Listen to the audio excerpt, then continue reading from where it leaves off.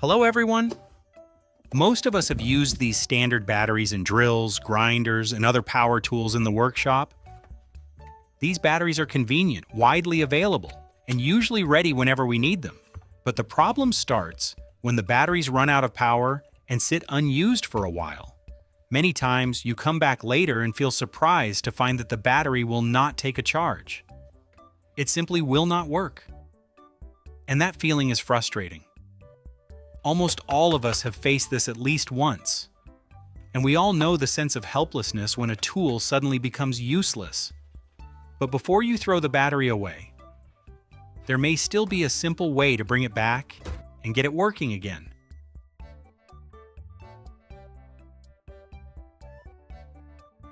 Start by removing the old battery and set it on the bench.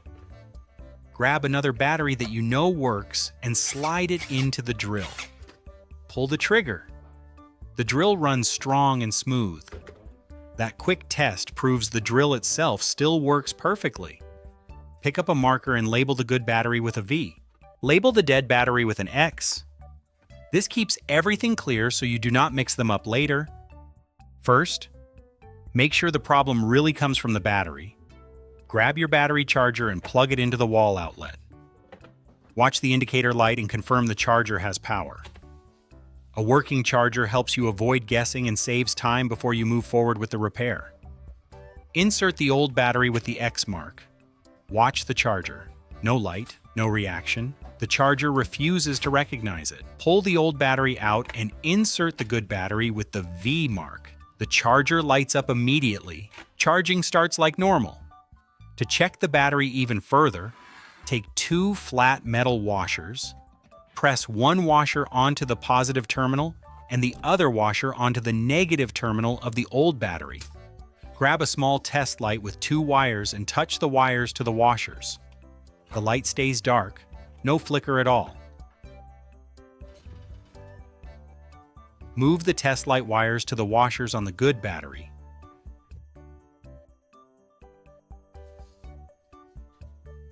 The light turns on right away. That is a clear difference. The good battery sends power, the old battery sends nothing. This is where the battery boost method comes in. For the first method, grab 4 washers and 2 insulated wires. Strip a small section of insulation from both ends of each wire. Work slowly and strip only a small section of insulation at the wire ends. That gives enough exposed copper for a solid connection while keeping most of the wire covered. Less exposed metal means safer handling and a lower chance of accidental short circuits.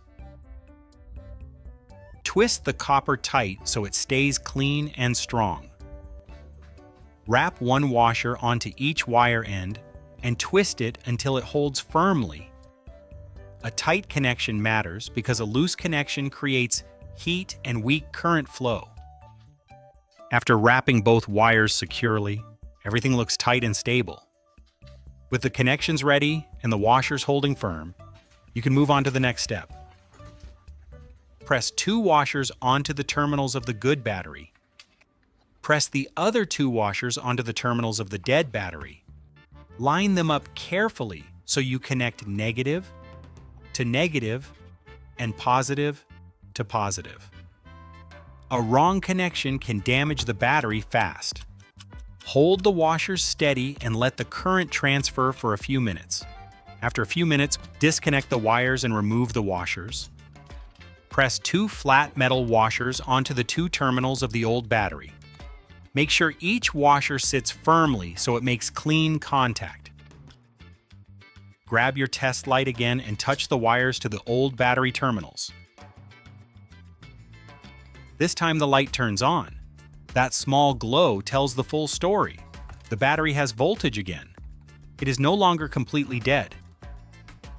I know a lot of you are experienced and creative, so leave your best tips in the comments and share the knowledge with everyone. Test the good battery again as well. The test light still turns on, showing the boost process did not harm it. The good battery stays normal and reliable. If you do not have wires and washers, you can use a second method. Grab 2 paper clips and straighten them out. Connect the paper clips between the two batteries, again matching negative to negative and positive to positive. Hold the connection steady for a short time, then remove them. You can also use a third method if needed. Grab two metal keys. Touch one key to the positive terminals of both batteries and touch the second key to the negative terminals. Hold the keys carefully and avoid touching both keys together. This method works fast, so only hold the connection briefly. Once the battery wakes up, slide the old battery into the charger again. This time, the charger recognizes it and the indicator light turns on. Leave it charging for about 2 hours so it can rebuild its capacity. After charging, install the old battery back into the drill. Pull the trigger again. The drill spins strong and steady like it should. A battery that looked completely dead can still come back with the right method. You did not buy a new pack. You did not waste money. You brought it back using simple tools and careful steps. If this repair helped you, hit like so more people can find it. Subscribe for more practical DIY fixes and leave a comment telling what tool you want to revive next.